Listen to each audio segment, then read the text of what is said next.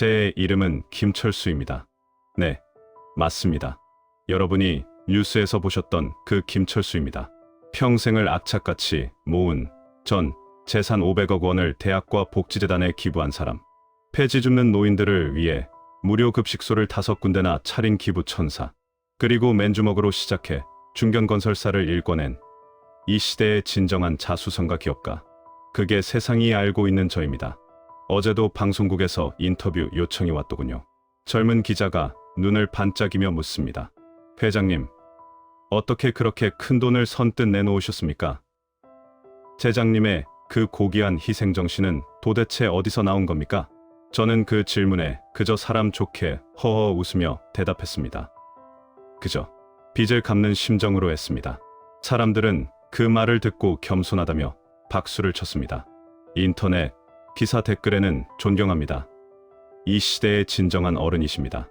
건강하게 만수무강하세요. 같은 찬사가 줄을 이었지요. 하지만 여러분, 오늘 저는 제 인생의 마지막이 될지도 모르는 고해성사를 하려 합니다. 이 이야기를 들으시는 분들 중에는 저를 욕하며 침을 뱉는 분도 계실 거고, 어쩌면 저와 비슷한 끔찍한 비밀을 품고 계신 분도 있을지 모릅니다. 부디 채널을 돌리지 말고 제 이야기를 끝까지 들어주십시오. 왜냐하면 김철수라는 이름, 지금 여러분이 존경에 맞지 않는 이 이름은 제 것이 아니기 때문입니다. 제가 기부한 그 500억, 그 돈은 제 피와 땀이 아닙니다. 그것은 제가 73년 전 그 차가운 눈밭에서 죽인 친구의 목숨 값이기 때문입니다. 네, 저는 살인자입니다. 그리고 70년을 넘게 남의 탈을 쓰고 살아온 희대의 사기꾼입니다.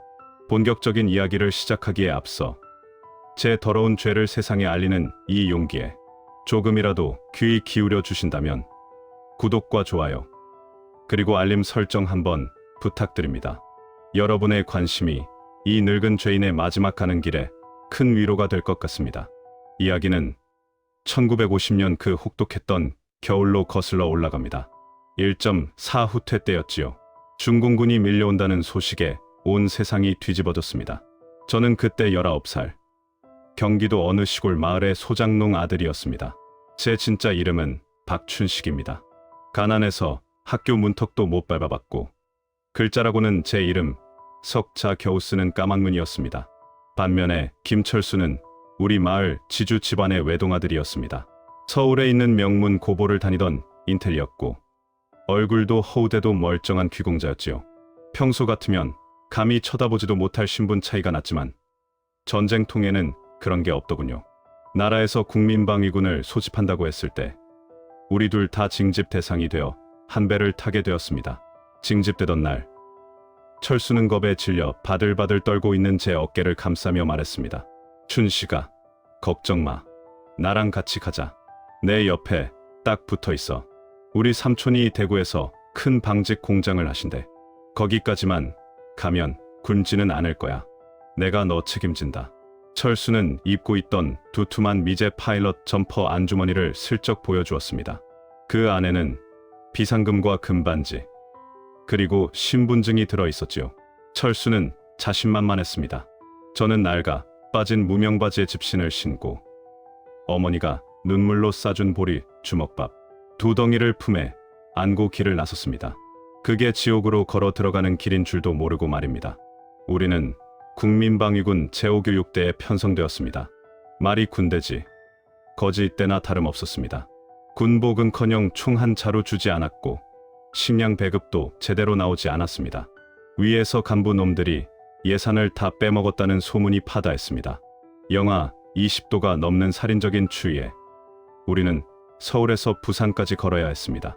하루에 주먹만 한 주먹밥 하나가 식량의 전부였는데 그것도 쌀은 없고 콩깻묵이랑 모래가 반이었습니다. 씹으면 우두둑 소리가 나고 먹고 나면 배탈이 나서 설사를 줄줄 해댔지요. 길가에는 낙오한 전우들의 시체가 산처럼 쌓여 있었습니다. 얼어 죽고 굶어 죽고 병들어 죽고 시체를 치울 힘도 없어서 그냥 눈 속에 대충 파묻거나 가만히로 덮어두고 지나갔습니다. 그 지옥도 속에서 인간의 존엄 따위는 사치였습니다. 충청도를 지날 때쯤 철수가 알아누웠습니다. 장티푸스 같았습니다. 열이 불덩이처럼 끓고 헛소리를 해대는데 약이 어디 있겠습니까? 저는 철수를 부축해서 걸었습니다. 의리 때문이냐고요? 아닙니다. 솔직히 말해서 철수가 가진 그 돈과 대구에 있다는 삼촌 때문이었습니다. 철수가 죽으면 나도 굶어 죽을 거라는 공포, 그 계산적인 마음이 저를 움직였습니다. 하지만 철수는 점점 무거워졌습니다. 제 체력도 한계에 다다랐지요. 어느 날 밤, 우리는 문경세제 근처의 어느 폐가에서 밤을 보내게 되었습니다. 지붕이 다 뚫려서 눈이 들이치는데 바람을 피할 곳이라곤 무너진 아궁이 옆뿐이었습니다. 철수는 이미 의식이 흐릿했습니다. 숨을 쉴 때마다 가슴에서 그르렁거리는 쇠 긁는 소리가 났지요. 저는 배가 너무 고파서 미칠 것 같았습니다. 며칠째 눈 녹인 물만 마셨더니 눈앞이 핑 돌고 헛것이 보였습니다. 그때 철수가 힘없는 손으로 안주머니를 뒤적거리더니 꼬깃꼬깃한 종이에 쌓인 무언가를 꺼냈습니다. 바짝 말린 곶감 하나였습니다. 춘식아, 이거 너 먹어라. 철수가 떨리는 목소리로 말했습니다. 너는 힘이 세니까 살아서 꼭 대구까지 가야지. 그 곶감을 받아 먹는데 눈물이 핑 돌더군요. 고마워서가 아니었습니다. 이 지경이 되어서도 양반집 도련님 행세를 하는 철수가 밉고 또 그 여유가 부러워서였습니다. 곶감을 삼키고 나니 허기가 더 심해졌습니다. 옆에 누운 철수를 바라보는데 갑자기 제 머릿속에 악마가 들어앉은 것 같은 생각이 들었습니다. 철수는 어차피 오늘 밤을 못 넘겨. 이 살을 애는 추위에, 이 끓는 열에 내일 아침이면 딱딱한 시체가 되어 있을 거야. 제 시선은 철수가 입고 있는 그 두툼한 미제 점퍼에 고정되었습니다. 저 점퍼만 입으면 살 수 있을 것 같았습니다. 그리고 저 안주머니에 있는 돈과 금반지, 저것만 있으면 대구까지 가서 따뜻한 국밥을 배 터지게 먹을 수 있을 텐데.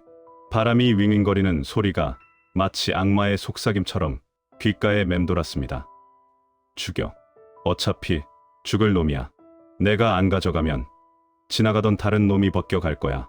그러느니 친구인 내가 갖는 게 낫잖아. 그게 철수를 위한 길이야.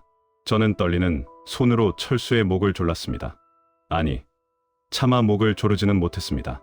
대신 철수의 점퍼 지퍼를 내렸습니다. 찌익 하는 소리에 철수가 눈을 번쩍 뜨더군요. 열에 들떠서 풀린 눈이었지만 저를 알아보는 명확한 눈빛이었습니다. 춘식아, 추워. 왜 그래? 미안하다 철수야. 너는 춥지? 나는 살아야겠다. 너는 좋은 데 가서 편히 쉬어라. 저는 미친놈처럼 중얼거리며 철수의 옷을 벗겼습니다. 철수가 반항하려고 팔을 휘저었지만 며칠을 굶은 병자가 무슨 힘이 있겠습니까? 저는 철수를 발로 밀쳐내고 점퍼를 빼앗아 입었습니다. 따뜻하더군요. 정말 눈물 나게, 소름 끼치게 따뜻했습니다. 점퍼 안주머니를 뒤져보니 돈뭉치와 금반지, 그리고 철수의 학생증과 군번표가 들어있었습니다. 철수가 내복 바람으로 바들바들 떨면서 저에게 기어오더군요.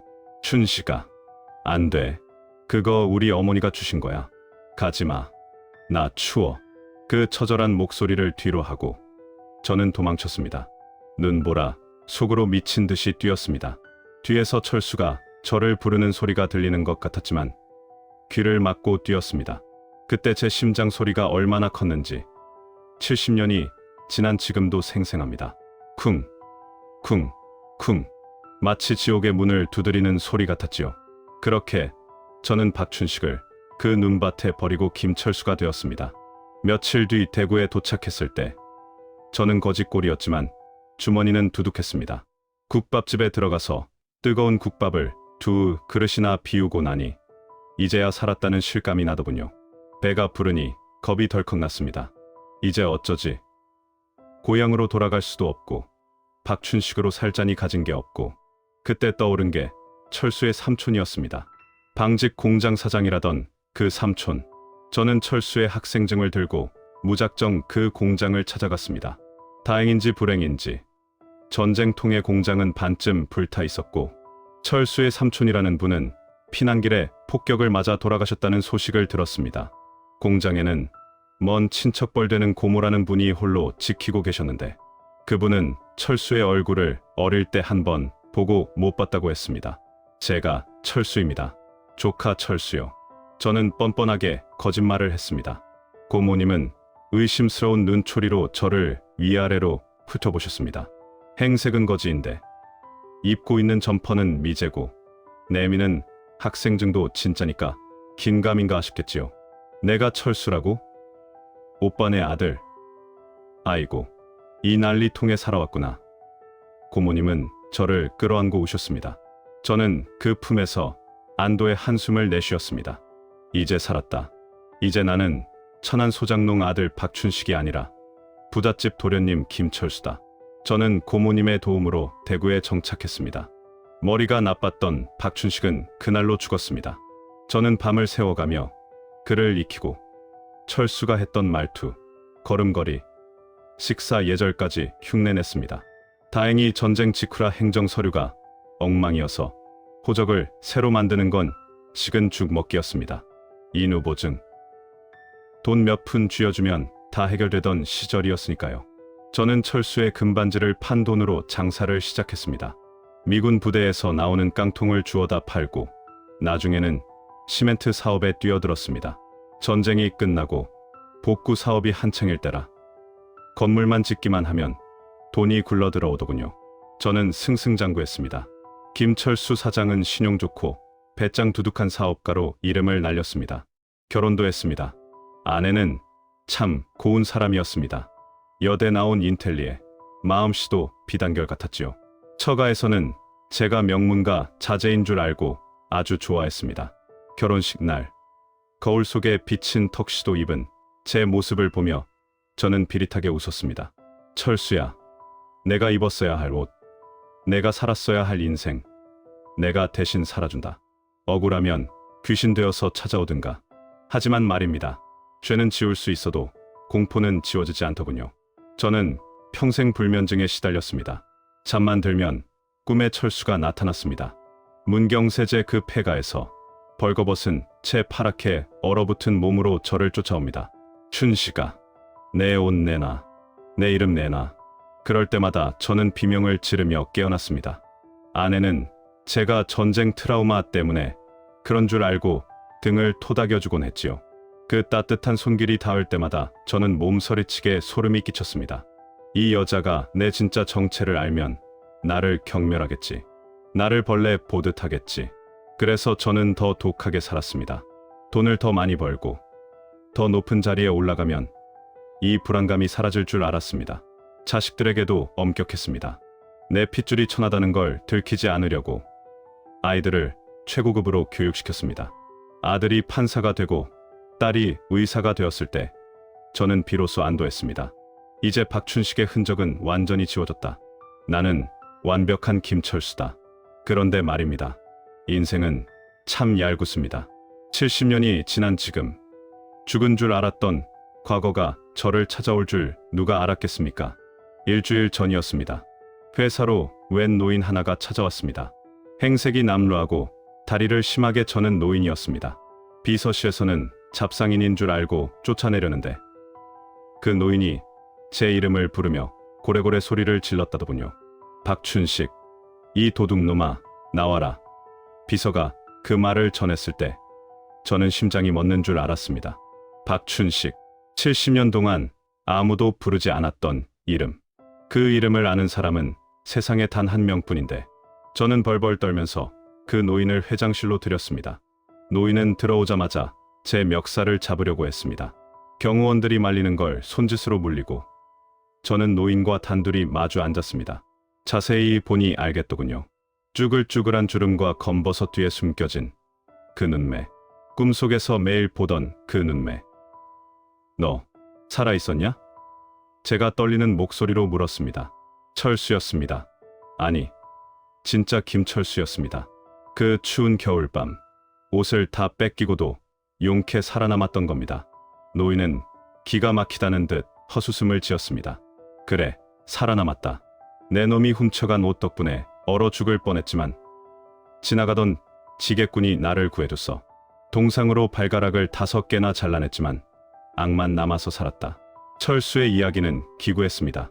구조된 뒤 기억상실증에 걸려 몇 년을 헤매다 기억을 되찾고 고향에 가보니 이미 집안은 풍비박산 나고 자신은 실종 처리가 되어 있었다고 합니다.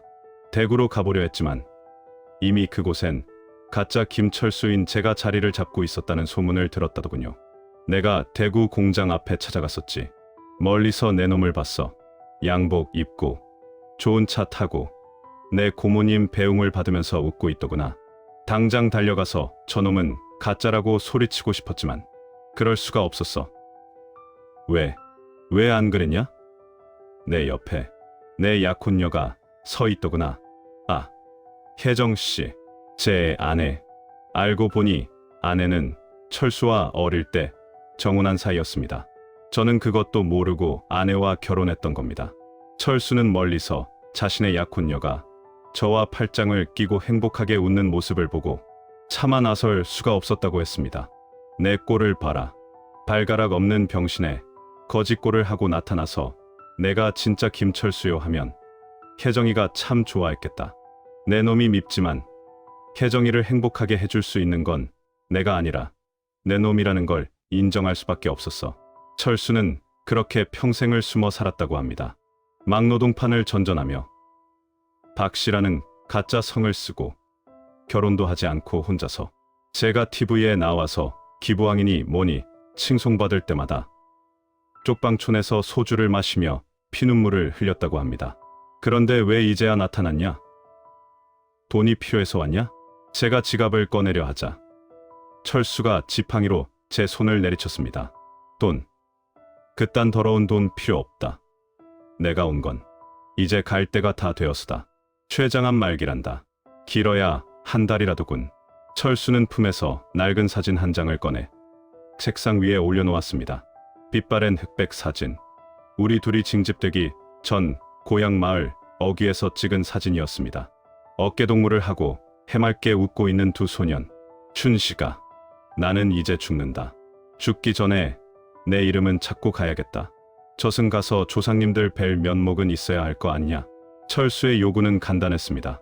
기자회견을 열고 모든 것을 밝히라는 것. 내 이름은 김철수가 아니라 박춘식이고 진짜 김철수는 여기 이 사람이라고. 돈도 필요 없고 처벌도 원치 않는다고. 그저 자신의 이름 석자만 돌려달라고. 일주일 주마. 일주일 뒤에 내가 안 하면 내가 방송국에 가서 다 까발릴 거다. 유전자 검사 하면 다 나오겠지. 내 자식들이랑 내 DNA가 다른지 같은지. 철수는 그 말을 남기고 절뚝거리며 나갔습니다. 그날부터 저는 지옥을 맛보고 있습니다. 일주일. 오늘이 그 마지막 날입니다. 여러분, 제가 어떻게 해야 합니까? 지금이라도 나가서 저는 가짜입니다 하고 무릎 꿇어야 합니까? 그러면 제 인생은요? 제가 지난 70년 동안 쌓아 올린 이 회사는, 제 명예는, 그리고 무엇보다 제 자식들은 어떻게 됩니까? 살인자의 자식, 사기꾼의 자식이라는 멍에를 쓰고 평생 손가락질 받으며 살아야 합니까? 판사 아들, 의사 딸이 하루아침에 범죄자의 자식이 되어 무너지는 꼴을 어떻게 봅니까? 저는 어제 변호사를 불렀습니다.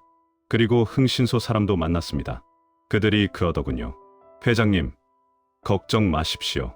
그 노인네 암말기라면서요? 그냥 조용히 계시면 됩니다. 입만 막으면 돼요. 돈 좀 쥐어주면 조용해질 겁니다. 정 안 되면 요양병원 좋은 데로 모셔서 아무도 못 만나는 특실에 넣어드리죠. 악마의 유혹입니다. 73년 전 문경세제 폐가에서 들었던 그 바람 소리가 다시 들립니다. 죽여. 어차피 죽을 놈이야. 덮어. 아무도 몰라. 저는 지금 서랍 속에 있는 약통을 만지작거리고 있습니다. 수면제입니다. 이걸 먹고 영원히 잠들면 편해질까요? 아니면 흥신소 놈들 말대로 철수를 처리해버릴까요? 어차피 한 달밖에 못 산다는데 조금 일찍 보내주는 게 친구로서 마지막 도리가 아닐까요? 제가 미쳐가나 봅니다. 방금 비서에게 연락이 왔습니다. 철수가, 그 노인이 어젯밤 고시원에서 고독사했다고 합니다. 경찰에서 신원을 확인할 길이 없어서 노인의 주머니에 있던 제 명함 한 장을 보고 연락이 왔답니다. 회장님, 시신을 인수하시겠습니까? 아니면 무연고자로 처리할까요? 비서의 물음에 저는 아무 말도 할 수가 없었습니다. 철수가 죽었습니다. 제가 손을 쓰기도 전에 하늘이 제 편을 들어준 걸까요? 아니면 저에게 더 큰 짐을 지어준 걸까요? 이제 제 비밀을 아는 사람은 세상에 아무도 없습니다. 저는 계속 김철수 회장으로 살 수 있습니다. 내일 예정된 기부금 전달식에 나가서 플래시 세례를 받고 존경받는 어른으로 남을 수 있습니다. 제 자식들도 아무 상처 없이 살아가겠지요. 그런데 왜 이렇게 눈물이 나는 걸까요? 왜 가슴이 이렇게 찢어질 듯이 아픈 걸까요? 철수야, 너는 죽어서도 나를 살리는구나. 내 옷을 뺏어 입고 살았던 나를 마지막 순간까지 지켜주고 가는구나. 너는 나에게 복수하러 온 게 아니었어. 너는 나에게 용서할 기회를 주러 왔던 거야. 그런데 나는 끝까지 너를 죽일 생각만 했구나. 저는 지금 유언장을 다시 쓰고 있습니다. 제 모든 재산은 사회에 환원합니다. 단 한 푼도 남김없이 국민방위군 희생자 추모 사업과 무연고 독거노인 장례 지원 사업에 씁니다. 그리고 제 묘비명, 제 자식들에게 남기는 마지막 당부입니다. 내 묘비에는 김철수가 아니라 박춘식이라고 적어다오. 그리고 그 옆에 작은 비석을 하나 더 세워다오. 나의 친구이자 내 생명의 은인, 진짜 김철수 여기 잠들다라고. 여러분, 사람의 탈을 썼으면 사람답게 살아야 합니다. 저는 짐승으로 살았습니다. 비단 옷을 입고 산의 진미를 먹어도 저는 짐승이었습니다. 이제야 그 탈을 벗습니다. 저를 욕하십시오. 저에게 돌을 던지십시오. 달게 받겠습니다. 다만 지금 춥고 배고픈 곳에서 떨고 있는 누군가가 있다면 부디 외면하지 말아 주십시오. 저처럼 평생을 후회 속에 살지 않으려면 말입니다. 철수야, 미안하다. 정말 미안하다. 저승에 가면 내가 내 종이 되마. 내 발이 되고 내 손이 되어주마. 그때는 우리 1.4 후퇴 때처럼 춥지 않겠지? 보고 싶다, 친구야.